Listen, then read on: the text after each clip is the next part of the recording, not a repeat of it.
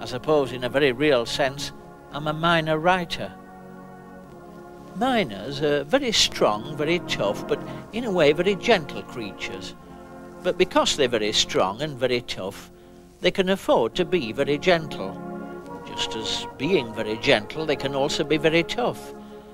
It's a vicious circle, really, but with all the viciousness taken out of it. I don't know whether you've ever looked into a miner's eyes, for any length of time, that is, because it is the loveliest blue you've ever seen. I think perhaps that's why I live in Ibiza, because the blue of the Mediterranean, you see, reminds me of the eyes of those Doncaster miners.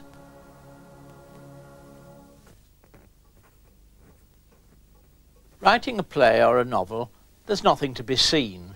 It's not like dry stone walling. The sad fact is that writing is simply sitting in a room, doing it, or not doing it. The charms of this, if you want to make a documentary, are soon exhausted. It's just a typing head. And naturally, filmmakers try and beef it up a bit. Now, with a northern writer, or an Irish one, this isn't difficult. Hence the slag heaps, the mill chimneys and moors or whatever. But with a southern or suburban writer, shots of him or her at the chiropodist, say, or slipping down to the confectioner's, don't carry quite the same charge. But whether from Hounslow or Halifax, when a writer tries to let you in on the sources of his inspiration, give you a glimpse of the raw material, as it were, all too often the result seems patronising and a bit queasy.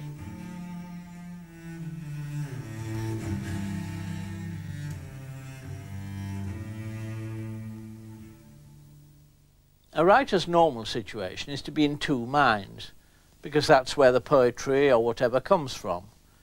But doubting and dithering doesn't make good television. To be opinionated and dogmatic is far more viewable than that uncertainty that normally goes with creation. When it came to prose, the English common man knows what prose is. He talks it all the time himself, and he wasn't going to be taken in. And there were a lot of Americans, headed by one called Gertrude Stein, who wrote absolute gibberish. And then they hired a poor dotty Irishman called James Joyce. I've never heard about him, but he was thought to be a great influence in my youth. Was he? And yes. he wrote absolute rot, you know. He began writing quite well, and you could see him going mad as he wrote, and his last books only fit to be set for examinations at Cambridge. Actually, when you think of it, trying to put writing on television isn't all that different from showing cooking. Here's one I prepared earlier, safest for the poet as well as the cook. Eyes look into the well, tears run down from the eye. The tower cracked and fell from the quiet winter sky. Under a midnight stone, love lies buried by thieves. The robbed heart begs for a bone. The damned rustle like leaves. Face down in the flooded brook, with nothing left to say, lies one the soldiers took and spoiled and threw away. It's an extraordinary face. David Hockney did some drawings of Auden and afterwards said, as I was doing all these lines, I kept thinking, well, if that's what his face is like, what must his balls be like? What the public expects of authors is that they should be able instantly to give of their essence, be as we know they are from their books. This is a tall order, and on television writers counterfeit a presence, put on an act. Have you ever brooded on what appears to you to be unjust or adverse criticism? No, I'm afraid if someone praises me, I think what an ass, and if they abuse me, I think what an ass. And if they say nothing about you at all and take no notice of you? That's the best I can hope for. You like that when it happens? Yes. Why are you appearing in this program? Poverty. Had you any Evelyn Waugh used to affect a suit of violent tweed, but it was just as much a uniform and a disguise as Larkin's raincoat or Betjeman's pork pie hat. Snow falls in the buffet of Aldersgate Station. Soot hangs in the tunnel in clouds of steam. City of London, before the next desecration, let your steepled forest of churches be my theme. Beyond all this, the wish to be alone However the sky grows dark with invitation cards, however we follow the printed directions of sex, however the family is photographed under the flagstaff, beyond all this, the wish to be alone. Sliding down slag heaps, clambering over bomb sites, wandering by canals, there's nothing that these seasoned performers have not been asked to do by enterprising documentary makers. And like tired old elephants, they obligingly go through their tricks, including the trick practiced by war, in which they seem fierce about having to do it. As Philip Ross says, there's nothing more wearing than pretending to be the author of one's books, except pretending not to be. I'm not sure Stevie Smith is pretending to be anybody here, except maybe Richard III. Nobody heard him, the dead man, but still he lay moaning. I was much further out than you thought, and not waving, but drowning. Poor chap, he always loved larking, and now he's dead. It must have been too cold for him. His heart gave way, they said. Oh, no, no, no, it was too cold always. Still the dead one lay moaning. I was much too far out all my life, and not waving, but drowning. In the last resort, what the public wants from the writer on television is that something he or she hasn't put in the shop window, something that's been kept back.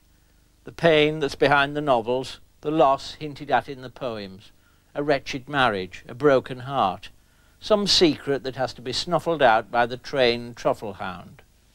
I believe you keep a diary. You intend not to publish until you're dead. Well, you know, it's very personal. It refers to a lot of people. There's no scandal in it, but it's nevertheless intimate. Thank you, Mr. Isherwood.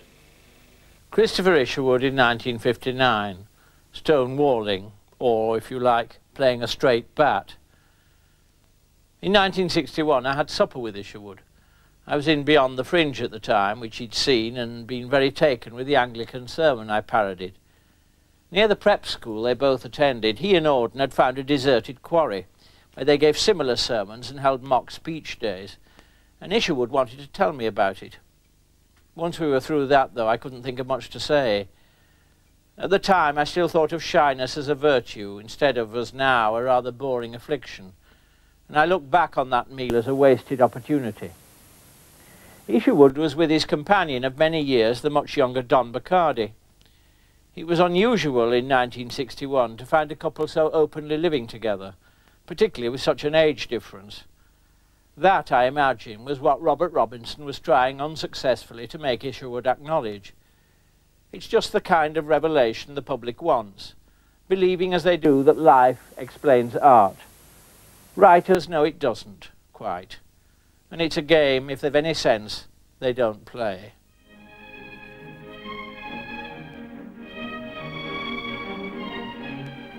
We've seen Evelyn Waugh interviewed by John Freeman on Face to Face. Another of his victims was Tony Hancock. There's a bit of obscurity about this, but it seems as if 3 times in recent years you've had some sort of a breakdown in health. Is this true? Is your health a bit ropey? Oh, no, I don't think so. This is mainly from the Adelphi. This stems from one occasion at the Adelphi. I was there for, I went in as a replacement, and I went in too quickly, and the act that I had wasn't particularly good, and we were doing twice a night, and the show ran for 2 years, and the act was a little dodgy, shall we say, and if I didn't work absolutely to pitch every performance, it didn't go very well, so I had to force myself into this position. And eventually it did it just sort of wore me out, and I went off for a month, that's all. Did you in fact have a health breakdown earlier, well, last year, last autumn, or not? That was purely and simply, there is a thing that sometimes happens in this business. I have a lot of dialogue to learn every week, and sometimes if you get onto the sort of vicious circle of getting too tired to learn, and then not sleeping because you're worried that you're not learning, you eventually come down to this, and I had a week off and a sort of sleep, and it was all right again. It's often said of you... It was this sad interview that helped set Hancock on the road that led to his martyrdom on the altar of comedy. It's painful to watch, particularly since he doesn't seem at all self-regarding, but I still think it was a mistaken exercise. There's a lot of sentiment